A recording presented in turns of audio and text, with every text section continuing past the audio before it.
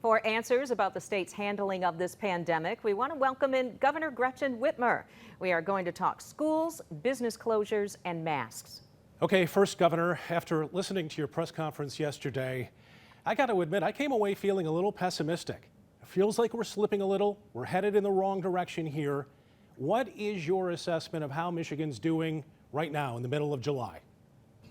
Well, listen, if you look across the country at what's happening, Michigan's in a stronger position than a lot of other states. But the fact of the matter remains, we are seeing our COVID-19 numbers increasing in every part of the state of Michigan. That's troubling because, of course, in less than 55 days, we're hoping that our kids can resume in-person instruction. And if the numbers are going up and they stay in the same trajectory, that's probably not going to happen. And that's why it's so important that we double down on what we know does work. There's ample evidence that shows masking up is a great way to prevent transmission of COVID-19. We can't drop our guard. We know that we have had some slippage here, and that's why we wanted to do our best to nip it in the bud and stay at least in phase 4 if we can. But if these numbers continue to climb, we're going to have to make some really tough decisions, and I'm doing everything I can to keep our economy open, to get our kids in school, and to keep people safe. But it's on all of us to mask up and do what we need to do to prevent the spread.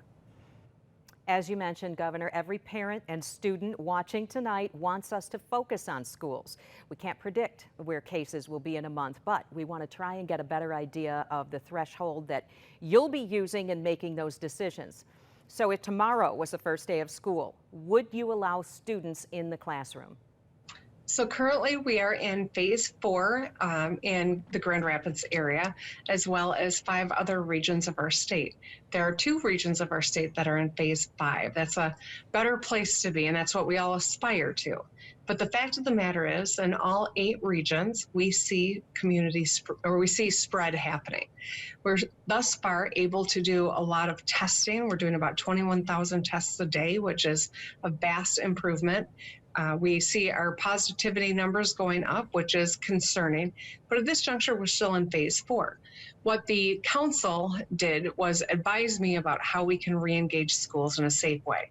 Each school district is required to have a plan for phase 3, which is distance learning, a plan for phase 4, which is where the greater Grand Rapids area is in. And so that is in-person instruction with some serious protocols and requirements that need to be followed. They also have a plan for phase 5 in the event that we drop our numbers and can re-engage more sectors of our economy. So it's all going to depend on what phase we are in terms of the re-engagement. That is determined by percentage of positivity. That is determined by hospitalizations. That is determined by a number of factors, including, can we trace, is there a nexus for an outbreak, or is it unknown community spread? Those are very different scenarios. And so we can't predict precisely where we're going to be, but what we can predict is that if more people mask up, if we wash our hands and don't congregate and don't go to a sandbar party or a house party, we can get to that point where our kids are in the classroom. But today's actions are going to determine whether or not that's possible. Okay, we'll have to wait and see what happens in a few weeks. But what happens if students are in class and there's a positive case at a school? Would you recommend that that school close for a period of time? What's the plan if we do go back to in-person learning and a case comes up at that school? How do you handle it? So the districts, we've got over 800 districts in the state, which means we have unique challenges and opportunities in 800 different places and ways. The districts will be coming up with finalizing their plans in short order. Parents are going to be able to scrutinize it and know exactly what the protocol and what's going to happen. If we have a big outbreak in a school, that's very different than if we have a student that has been cohorted, where we can trace everyone around whom they've been in contact and isolate that small group. So the circumstances really matter, and each district will have an articulated plan that they will follow in the event that that happens. Governor, I know that we were under a lot of pressure back at the end of May and going into June about bars and restaurants reopening statewide. We did manage to do that, but again, cases spiked, and then bars had to shut back down. Looking back, do you think that we did that too quickly? Did we jump the gun there? Well, you know what? People are questioning everything. Should we have moved faster? Should we have moved slower? Here's what we know. Each additional thing that we engage increases our odds of COVID-19 spreading. This virus doesn't move, people move. And as we are out and about moving, if we can wear a mask, we can drop the likelihood that COVID-19 will spread and infect other people. And that's why everyone masking up makes a big difference. In terms of bars, we have seen across the country, and certainly we saw at a place in East Lansing and some other places around the state, that is a place ripe for spread. People are projecting their voices to be heard over loud music, perhaps. They're inside, they're not wearing masks. That's the prime circumstance for spread of COVID-19, and that's why we've had to take a step backwards when it comes to bars. Right now, we still are permitting some inside dining when it comes to our restaurants. We're hopeful that people continue to observe these best practices and we don't see an outbreak, because I know this, no business wants to be ground zero where all of a sudden there's a major COVID outbreak. It was devastating. It's devastating for the patrons, it's devastating for the business owners, and that's why it's really on all of us to continue to do our part to keep this, push these numbers down. But you may have to add more restrictions, true, because you're talking about sectors that would be at risk. Bars and restaurants are one thing, the auto manufacturers are another. Mm-hmm. Well, so far in auto manufacturing, we've seen, a number of COVID cases, but no major outbreaks that have, made us think that we should close down that sector. That's just not happened. But if we have too much of a concentration of COVID-19 all across the state, then the whole state might have to take a step backwards. And that's what I'm trying to avoid. I can tell you this, I know we are not unanimous in every decision that I've had to make. And each, I tell you, has weighed incredibly heavily on me. It's been hard. It's been hard for all of us. But I do think we're unanimous in the fact that none of us wants to go back to a stay-home order. I can tell you I don't. I want to get my daughter back in school in the fall. I want to make sure that our economy can continue to ramp up.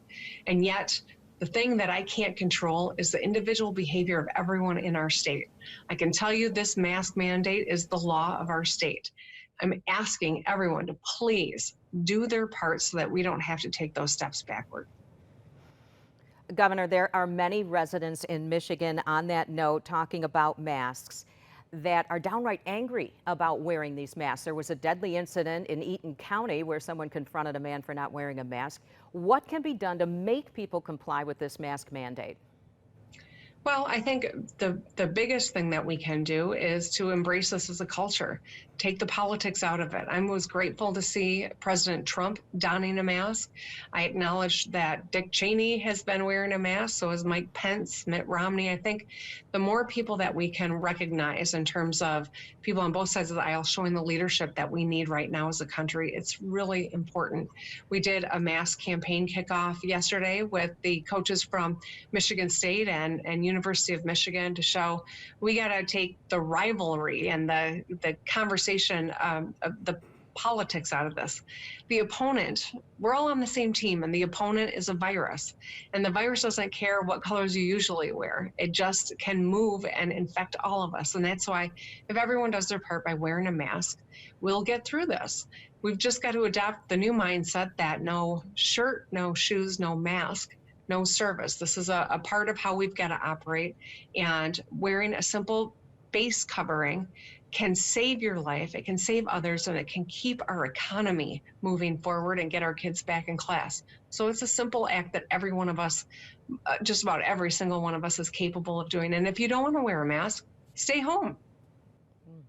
Some sheriffs are saying that they won't enforce this mask requirement. Do you have any ways to force law enforcement to comply with this?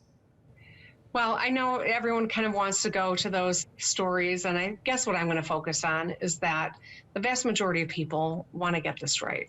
We've showed that we are capable of doing this. We drove our numbers down. I mean, at one point, Michigan was leading the country when it comes to our containment of COVID-19. So I understand that there are people, perhaps they're on the ballot this year or they don't understand the law. But anyone who's taken an oath to uphold the law needs to recognize that masks are the law of our state right now, and it's incumbent on every one of us to do our part. Now, I don't want anyone to go out and start writing a bunch of tickets. It's not the goal. The goal is to increase compliance, not to penalize people. That being said, if there are people who are willfully violating the law, there will be repercussions. But that's not what we're most interested in. What we're most interested in is educating people what it's going to take to be safe, to get our kids back to class, to ensure that our economy keeps moving forward. And the simple thing that we can all do is wear a mask, just like we wear a seatbelt when we get in the car, wear a mask when you go out into the public places. Governor, we did want to ask about what's happening at nursing homes in the state. A third of all the deaths in Michigan have happened inside of long-term care facilities. In fact, 31 people died at a single facility in Grand Rapids. Now, you've taken some criticism for requiring nursing homes to accept COVID patients after they had been discharged from hospitals. Was that a mistake? So first and foremost, we never required a single nursing home to take a COVID patient. That is a talking point that is totally incorrect. We followed the CDC guidelines early on when there was very little known about this virus. We followed what the CDC and CMS said that states should be doing. And frankly, every other state in the nation did the same thing we did. We said if a nursing home is going to return a resident who had been out with COVID, they needed to return them to an isolated place where staff was not intermingling, where they took certain precautions to protect the other residents from the spread. That's what our policy was. We never required that a nursing home take a COVID patient. So I think it's important that we really get the facts here. I know that this has become a political talking point. I think the real tragedy, of course, is that so many older Americans have died from COVID-19, and certainly in congregate care facilities, that's going to make it even harder for an older population that's already vulnerable. But if this population also has a medical issue, that is the kind of person that is most vulnerable when it comes to this particular virus.